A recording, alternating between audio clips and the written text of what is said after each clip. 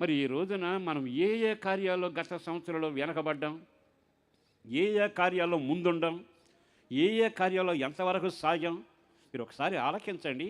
మనం దైవ కార్యాల్లో ముందున్నామా? ప్రార్థించడంలో ముందున్నామా? భరించడంలో ముందున్నామా? క్షమించడంలో ముందున్నామా? దైవ నీతిని నెరవేర్చడంలో ముందున్నామా? ఒక్క క్షణం ఆగి ఆలకిస్తే మన వ్యక్తిగత జీవితంలో చాలా సంవత్సరాలు వాక్యం వినబడుతుంది. కానీ మారు మనసు పొందు పొందు అని బాప్తిసం పొందమంటే ఈ సంవత్సరం అని 5 ఏళ్ళు వెనకబడ్డ వాళ్ళు కూడా ఉన్నారు. కానీ ఒక వ్యక్తి అట దేవుని వాక్యాన్ని విన్నాడు.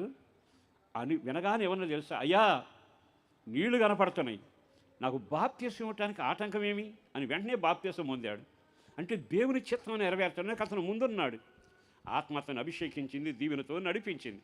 ఈ రోజున దండం పెట్టి మీకు చెప్పగలిగిన మాట, దావీదుకు చూపిన శాశ్వత కృప నీ పిల్ల తరాన్ని నిలబడునో గాక. ఆ దీవెనలు మీ సొంతం కావాలంటే కన్ను మూసినా కరు తెరిసినా ఆరాధికుడిగా మీ జీవితంలో కొనసాగడం ఎప్పుడూ మర్చిపోకూడదు. దైవ సంబంధమైన ఆ కృపను ఎల్లప్పుడూ జ్ఞాపకం చేసుకున్నారు. అన్నిటికంటే దైవ సంబంధంగా ఆయనను గురించిన వివరాలు రాబోయే తరానికి వివరించగలిగిన ఒక తీర్మానం నీలో ఉండగలగాలి. అన్నిటికంటే విశేషం ఏమైనా ఉంది అంటే అది నా దేవుని కొరకు ఒక మహిమకరమైన జీవితాన్ని నేను జీవించాలి. అలాంటి అనుభవానికి నీవు రాగలిగితే కృప శాశ్వతంగా మారుతుంది.